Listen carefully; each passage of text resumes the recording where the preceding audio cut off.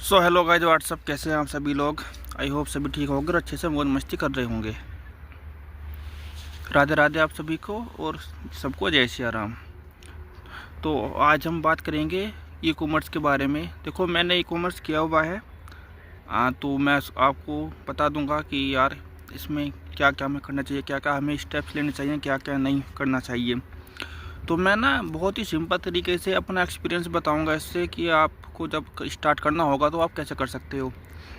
कोई फालतू की बात नहीं करूँगा, केवल अपना ई कॉमर्स की जर्नी आपको बताऊँगा कि मैंने कैसे किया है। ठीक है। तो मान लो कि आप अगर किसी विलेज से हो, तो सबसे पहले आप अपने पिन कोड से चेक करो कि फ़्लिपकार्ट, अमेज़ॉन, मीशो की वहाँ डिलीवरी है या नहीं है। आप पहले पता करो कि वहाँ पर कोई आपके आसपास ई कॉमर्स का काम कर रहा है या नहीं। क्योंकि मुझे बाद में पता चला कि बहुत सी जगह पर बहुत से पिन कोड ऐसे हैं जहाँ पर इनकी सर्विस ही नहीं है, पिकअप सर्विस नहीं होती इनकी। मतलब ये वहाँ पे सामान लेने आते ही नहीं है। ठीक है।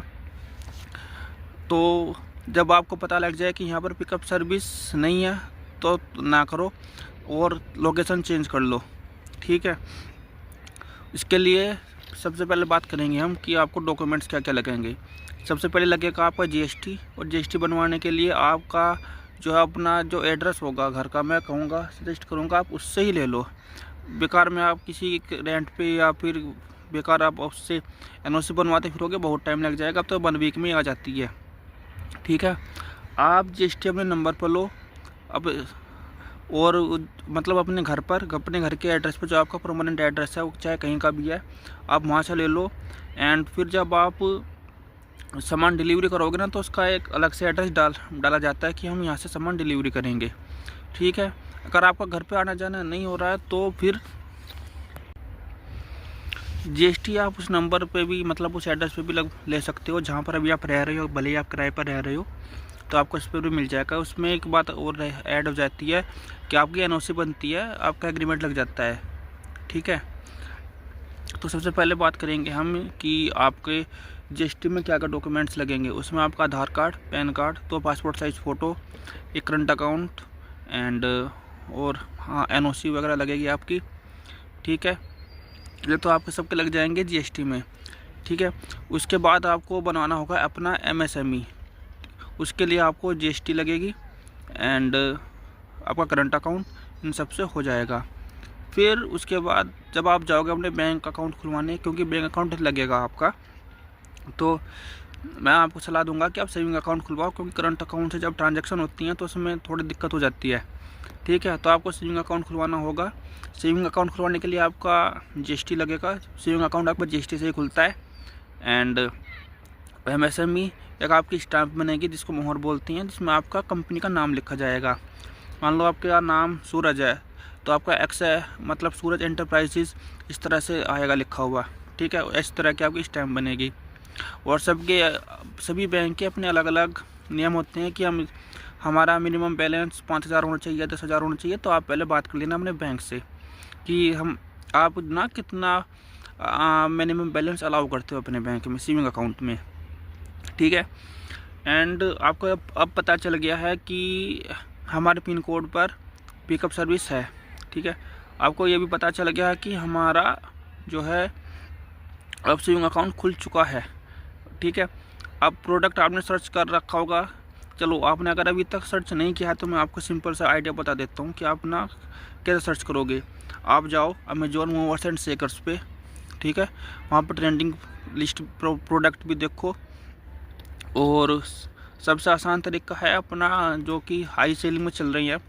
मान लो कि चप्पल है, एक खास तरह की चप्पल है वो, या चप्पल, हाँ चप्पल का एग्जांपल ले लो। खास तरह की चप्पल चल रही हैं वो उनके ना सेल्स आ रही है 3-4-5 हज़ार पर मंथ सेल्स आ रही है। ठीक है। आपको लगा कि हाँ यार ये बेस्ट सेलिंग प्रोडक्ट है, इन पर अच्छी सेल्स आ रही है। पर अभी रुको, आपको ना ये भी देखना है कि उसके अलावा अगर और कितने ब्रांड्स हैं जो उसी तरह की चप्पल बेच रही हैं। आपको देखना होगा कि कम से कम 4 से 5 और ब्रांड ऐसे होने चाहिए जो उसी तरह की चप्पल बेच रहे हों। ठीक है। और उस पर भी इतनी ही सेल्स आ रही हो, किसी पे 2,000, किसी पे 3,000, किसी पे 5,000, इस तरह की उन पर सेल्स आ रही हों। ठीक है। आप ट्रेंडिंग प्रोडक्ट आप ऐसे ढूंढ लोगे कि यार ये बेस्ट सेलिंग प्रोडक्ट है, ये बिक रहा है। अब आप इसमें ये कैसे देखो कि कंपटीशन नहीं है इसमें। तो कंपटीशन देखने का सबसे अच्छा फ़ायदा है कि जब आप उनकी रेटिंग में जाओगे तो रेटिंग आपको उनकी बहुत कम मिलेंगी, ठीक है, क्योंकि अभी वो नया नया ट्रेंडिंग में आया है और ट्रेंडिंग में आते उसने हाई सेल दे रहा है, तो उसकी जो रेटिंग है वो उसकी रेटिंग्स बहुत कम पाएंगे अभी, ठीक है। अब यहाँ से आप अपना प्रोडक्ट देख लिया, आप देख सकते हो अपनी चॉइस के अनुसार। मैं अगर आपको कुछ एग्जांपल दूं तो वो कुछ इस तरह से होंगे कि आपका प्रोडक्ट 500 मिलीग्राम से कम का होना चाहिए। अगर वो ज़्यादा का होगा तो उससे ना फिर आपका वो ज़्यादा डिलीवरी फीस ज़्यादा लगेगी। तो मैं आपको सजेस्ट करूँगा कि 500 ग्राम से कम का प्रोडक्ट लो। उस पर आपके कम से कम सभी आपका रिटर्न RTO सब कुछ मिलाकर आपको 50 से 60 रुपये मिनिमम, आप इसको 100 से 200 रुपये तक भी कर सकते हो। तो आपके जो मिनिमम जो बचत है ना वो आपकी होनी चाहिए 50 से 60 तो होनी ही चाहिए। अगर इससे कम की होगी तो उससे कोई फ़ायदा नहीं है, फिर तो रहने दो। और मैक्सिमम तो आप अपनी बचत कितनी भी कर सकते हो, 100, 150, 200, ठीक है, इतने तक क्या आप कर सकते हो। 300 तक का मैं आपको लेकर चलूँगा, क्योंकि 300 तक के प्रोडक्ट पर कमीशन नहीं होता है, ना फ्लिपकार्ट पर ना अमेजोन पर। मीशो पर आप किसी भी रेंज का प्रोडक्ट सर्च कर सकते हो, ठीक है। तो और दूसरा तरीका आप ये देखो कि आपको एक तो कैटेगरी हो जाएगी आपकी यार कि मेरा प्रोडक्ट 500 ग्राम से कम का होना चाहिए, ठीक है। दूसरा हो जाएगा कि जो है ये टूटने फूटने वाला प्रोडक्ट होना नहीं चाहिए, ठीक है। आपका कोई भी ऐसा प्रोडक्ट ना लो कि वो टूटने फूटने वाला हो, ठीक है। और 300 रुपये से अंदर तक का वो होना चाहिए, वरना अगर आप 300 से ज़्यादा का लोगे तो उस पर फिर आपका कमीशन ज़्यादा लगेगा। तो ये 3 चीज़ आपको ध्यान रखनी होगी। एक तो टूटने फूटने वाला ना हो, उसमें पैकिंग ज़्यादा लग जाएगी। दूसरा आपका जो है वो 500 ग्राम से कम का होना चाहिए। और तीसरा वो 300 से के अंदर के प्राइस का वो होना चाहिए। अगर ज़्यादा का लोगे तो उस पर फिर आपके कमीशन फ़ीस ज़्यादा लेंगे। ये जो इतने भी अमेजोन और ये फ्लिपकार्ट हैं ये आपसे ज़्यादा फीस लेंगे कमीशन की। तो अब हम आगे बढ़ते हैं। अब आपका ना GST हो चुका है, सेविंग अकाउंट हो चुका है, सॉरी करंट अकाउंट, MSME सब कुछ हो चुका है, आपका करंट अकाउंट खुल चुका है। आपने अपना प्रोडक्ट भी देख लिया है कि मुझे ये प्रोडक्ट सेल करना है, ठीक है। अब मान लेते हैं हमने कोई प्रोडक्ट देखा है कि 300 रुपये तक का है वो, ठीक है। आप उसको अपने अकॉर्डिंग देखो कि आप पहले देखो कि मीशो, अमेजोन, फ्लिपकार्ट पर किस किस रेंज में बिक रहा है। ऐसा मत तो करना नहीं कि आप उससे प्राइस कंपटीशन में हार जाओ और लॉस करा बैठो, ऐसा देखना मत, ठीक है। तो आप देखो कि आपका रिटर्न 10% आप रिटर्न लेके चलना एंड RTO लेके चलना। RTO वो होता है कि आपने किसी ने हमसे सामान ऑर्डर किया, वो वहाँ पर था नहीं तो वो वापस हम पर आ गया, इसका कोई चार्ज नहीं लगता है, ठीक है। और एक बात और प्रोडक्ट सर्च करने की कि किसी भी ऐसी कैटेगरी में मत जाना जहाँ पर बहुत सारे ब्रांड बैठे हुए हैं। जैसे कि मोबाइल्स में आप जाओगे नहीं, देखो इलेक्ट्रॉनिक्स में बहुत बड़ी मार्केट है, बहुत बड़े बड़े ब्रांड बैठे हुए हैं। कॉस्मेटिक्स में बहुत बड़े बड़े ब्रांड ऑलरेडी बैठे हुए हैं, वहाँ से पिट जाओगे, हार जाओगे उनसे, तो उनमें तो आप मत जाना, ठीक है। तो अब आपकी बारी है कि अपने प्रोडक्ट को मीशो, फ्लिपकार्ट, अमेजोन पर लिस्ट करने की। उनके अच्छे से फ़ोटो ले लो एंड देन उसका AI से बैकग्राउंड वाइट कर दो, ठीक है। उसकी जो सब स्पेशलिटी हैं वो उसमें लिखो, आपका यूनिक सेलिंग पॉइंट क्या है, USP, वो उस पर लिखो। एक एक फ़ोटो डालो, क्योंकि शुरुआत में आप एक डालो, बाद में आप बढ़ा सकते हो, ठीक है। आपने उसमें हर एक चीज़ लिखना है कि आप इसको क्यों यूज़ कर सकते हो, कैसे यूज़ कर सकते हो। ज़्यादा फेक आपको करना नहीं है, ना ही आपको फ़ोटो ऐसा नहीं होना चाहिए कि रियलिटी में फ़ोटो कुछ हो रहा है, फ़ोटो में कुछ और आ रहा है। तो इतना इन्हेंस भी नहीं करना है आपको AI से। कुछ ऐसी झूठी अफवाह नहीं देनी है कि हमारा प्रोडक्ट ऐसा है वैसा है और अब बाद में पता चले कि आपको रिटर्न ना ज़्यादा आ रही है, तो इससे आपका लॉस हो जाएगा, ओके। और कभी भी अपने जब आप अपना प्रोडक्ट बेचोगे ऑर्डर आने के बाद, तो कभी किसी कस्टमर से ये ना कहना कि यार मेरे को आप 5 स्टार रेटिंग दो। अगर किसी प्लेटफॉर्म को पता चल गया तो आपका अकाउंट को तुरंत ही सस्पेंड कर देंगे, ठीक है। तो अब आपकी बारी है आप लिस्ट करने की। आपने लिस्ट कर दिया, थोड़ा वेट करो। शुरुआत में ऐड बिल्कुल भी मत चलाओ। आपको फ्लिपकार्ट मीशो में जो उनसे ऑर्डर आए कॉल आएंगी यार कि ऐड चलवा लो, ये कर लो, वो कर लो, बिल्कुल नहीं करना। आपको मीशो पर अकाउंट खुद से बनाना होगा, क्योंकि बहुत ईजी है, बन जाएगा आसानी से, ठीक है। अमेज़ोन पर जब आप अकाउंट बनाने जाओगे खुद से मत बनाना। अमेज़ोन के सपोर्ट टीम से कॉल करना, वो खुद आपको स्टेप बाय स्टेप बताएंगे। आपके अकाउंट भी वो बनवाएंगे एंड आपकी लिस्टिंग भी वो ही करवाएंगे, ठीक है। अमेज़ोन सपोर्ट का नंबर आप गूगल से ले लेना, वो सारी आपकी हेल्प करेंगे। सेम ऐसा फ्लिपकार्ट में होता है, फ्लिपकार्ट वाले ही आपकी हेल्प करेंगे। मीशो में थोड़ा बहुत दिक्कत है, वो नहीं करते हैं। बाकी आप अमेज़ोन और फ्लिपकार्ट की आप इनकी हेल्पलाइन पे कॉल कर लेना, गूगल से नंबर लेके, वही आपका अकाउंट बनवा देंगे, वही आपकी लिस्टिंग करवा देंगे, अच्छे से कराएंगे। एक दिन वो अकाउंट बनवाएंगे आपका, एक दिन वो आपका अकाउंट बनवाएंगे एंड नेक्स्ट डे या फिर 1-2 दिन बाद वो आपकी लिस्टिंग करवा देंगे, ठीक है। तो मान लो अभी आप प्रोडक्ट ले आए, शुरुआत में मैं आपको बोलूँगा कि 5 से 10 ही प्रोडक्ट लेकर आओ, अगर आपका बजट थोड़ा कम है तो 5 से 10 प्रोडक्ट ही आप लाओ। लेकिन जब वो आप लिस्टिंग करोगे ना, तो आप अपने स्टॉक में रखना कि 800 से 1000 आप दिखाना कि हमारे पास इतना स्टॉक अवेलेबल है अभी, क्योंकि उससे ना एक थोड़ा नोटिफिकेशन जाएगी उनकी तरफ, अमेज़ॉन, फ्लिपकार्ट, मीशो पर कि हाँ यार ये तो सेलर है, ये थोड़ा सीरियस है और ये अपने ऑर्डर को ना ऐसे मिस नहीं करेगा। तो अगर इसके पास ऑर्डर आएंगे, ज़्यादा भी ऑर्डर अगर इसके पास आ जाएँ तो आसानी से डिस्पैच कर देगा। तो अपने ऑर्डर्स को हमेशा अपने स्टॉक को हमेशा आप ज़्यादा ही शो कराना। और मैं आपको सजेस्ट करूँगा कि आप सिर्फ एक ही प्रोडक्ट पे ना अटके रहो। आप स्टार्टिंग में 5-5, 10-10 प्रोडक्ट लाओ। मतलब एक ही तरह का प्रोडक्ट आप केवल 5 से 10 लेकर आओ। ऐसे आप ऐसे आप ना प्रोडक्ट लेकर आओ कम से कम 7 या 8 तरीके के। 7 से 8 तरीके के आप प्रोडक्ट लेकर आओ मिनिमम, मैं आपको बता रहा हूँ। बाकी लोग जो हैं वो 100 तक की लिस्टिंग करते हैं। बट अगर आपका बजट अच्छा है, आपको बजट की कुछ कमी नहीं है, तो आप देखो अपनी लिस्टिंग बढ़ा सकते हो जितनी आपकी मर्जी। आप उतना बढ़ा लो, जितनी आप बढ़ाओगे उतने ही ऑर्डर आएंगे। क्योंकि ऐसा होता है कि अगर आपने केवल एक लिस्टिंग करके छोड़ दी ना, उससे ऑर्डर बहुत ही कम आते हैं, ना के बराबर आते भी नहीं है। तो आपको लिस्टिंग 20-25 तो रखनी होगी शुरू में। इसलिए मैं कह रहा हूँ कि ज़्यादा स्टॉक मत लाना। शुरुआत में 5-10 एक चीज़ का 5-10 ही सामान लाना और उनको लिस्ट करना। जब आपको लगे कि यार ये जो प्रोडक्ट है ये मेरे को अच्छा सेल्स दे रहा है, तो फिर आप उसी की स्टॉक लाना, ठीक है।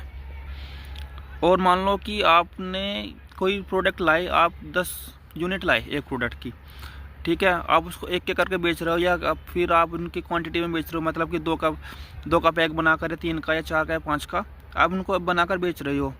और 2 ऑर्डर, मान लो कि आपका 10 सामान है, वो 10 सामान है, एक करके आप बेच रहे हो, 10 ही आपको ऑर्डर आ गए, तो आपको उसको आउट ऑफ स्टॉक नहीं दिखाना है, वरना आपकी जो रेटिंग है वो थोड़ी कम हो जाएगी। आपको उसमें दिखाना होगा कि दिखाना कुछ नहीं, आपको ना वो पोस्ट कर देना कुछ टाइम के लिए। कुछ टाइम मतलब जब तक कि आपका स्टॉक नहीं आ जाता। पोस्ट करने से ये होगा कि आपका जो अकाउंट ग्रो हो रहा था ना, वो अब वहीं का वहीं रहेगा, नीचे नहीं आएगा, ठीक है।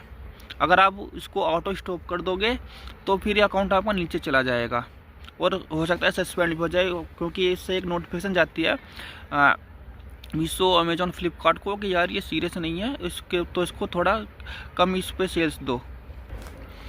और प्रोडक्ट जो आपको पैक करने हैं ऑर्डर आने के बाद, ठीक है, तो आप उनकी वीडियो देख सकते हो। बहुत सारे वीडियोस ऑलरेडी अवेलेबल हैं यूट्यूब पर। और पैकिंग में आपको ध्यान रखना होगा कि अगर आपका प्रोडक्ट टूटने फूटने वाला है, कांच का है, तो आपका बबल रैप हो, आपके गत्ते हो, ठीक है। और जो इनकी ओरिजिनल पन्नी होती हैं जिनमें आप उनको पैक करके भेजोगे वो होनी चाहिए। मीशो के जो आप पैकेट लाओगे पॉलीथीन, तो वो QR कोड वाली होनी चाहिए, क्योंकि इससे आपको क्या होता है, आपका ऑर्डर ट्रैक होता रहता है कि कहाँ तक गया है। तो अभी तक ये सिर्फ सर्विस मीशो में ही है, QR कोड स्कैन करने वाली अभी तक ये मीशो में ही है, और अमेज़ॉन और फ्लिपकार्ट में ये नहीं है। तो आप जब भी अपना पैकिंग का सामान लेने जाओ तो आप उनसे बोलना कि मुझे QR कोड वाले ही पैकेट दें। बबल रैप ले आना, अगर आपका कोई सामान फ्रेजाइल टूटने फूटने वाला है तो अदरवाइज उसकी ज़रूरत नहीं है। अगर आप कोई कुर्ती वगैरह सेल कर रहे हो, चप्पल सेल कर रहे हो, तो उसके लिए आपको बबल रैप की ज़रूरत नहीं है, गत्ते की भी ज़रूरत नहीं है। आप उसको अच्छे से पैक करके पॉलीथीन में डाल सकते हो, ठीक है। और आपको अपना कैटलॉग डेली देखना होगा कि किस पे क्या क्या ऑर्डर आ रहे हैं। और अगर आपको स्टार्टिंग में ऑर्डर्स नहीं आ रहे हैं तो आपको क्या करना होगा ना, मीशो पर एक ऑप्शन होता है नेक्स्ट डे डिस्पैच, NDD करके, आप उसको सपोर्ट में जाना। अब जब उस पर जाओगे ना आप, तो वहाँ पे एक ऑप्शन आएगा नेक्स्ट डे डिस्पैच में, तो आप वहाँ पे एक टिकट रेज कर देना कि मैं अब जब भी ऑर्डर आएगा तो मैं नेक्स्ट डे उसको डिस्पैच कर दूँगा यहाँ से, ठीक है। एक ऑप्शन और होता है कि आप संडे को भी डिलीवर कर सकते हो क्या, तो बोल देना कि हाँ हम संडे को भी डिलीवर करेंगे, तो आप 2 टिकट रेज कर देना। अगर आपको स्टार्टिंग में ऑर्डर नहीं आ रहे हैं तो इनसे क्या होगा कि आपके ऑर्डर्स काफ़ी जल्दी आने शुरू हो जाएंगे। एंड प्लीज़ GST आपको खुद से नहीं बनानी है, उसके लिए आप कोई अच्छा सा CA देख लो। 1500 2000 तक के वो चार्ज करेगा, ये डिपेंड करता है CA पे, उनकी फ़ीस अलग अलग होती है। खुद से मत बनाना कुछ भी वीडियो देख के GST की, आप CA से बोलो, वो अच्छे से आपको गाइड करेगा, खुद बना कर देगा। एंड 1 मंथ में ही भरी जाती है ये, बहुत बार ऐसा होता है कि ये जो है कुछ लोग बनवा लेते हैं कि हम 3 मंथ में एक बार भरेंगे, तो कभी कभी ये शो भी नहीं होता है कि डाटा 3 मंथ का, वो 1 मंथ का शो होता है। तो आप ना उसको 1 मंथ वाली भरवाना कि हम 1 मंथ में ही भरेंगे, चाहे नील भरे। अगर सेल्स होगी तो उसको सेल्स भरी जाएगी, और अगर सेल्स नहीं हुई है तो GST वो नील भरी जाएगी।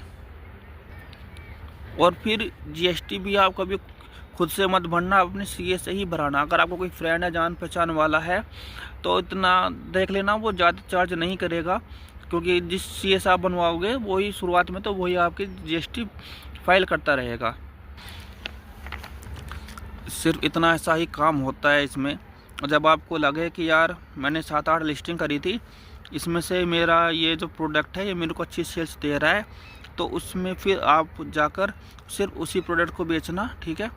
अगर आपको 2 प्रोडक्ट हैं, 3 प्रोडक्ट जा रही हैं, अच्छी सेल्स दे रहे हैं, तो आप उन पे ही रखना, और फिर आप उनमें ही अपना ट्रेडमार्क ले लेना।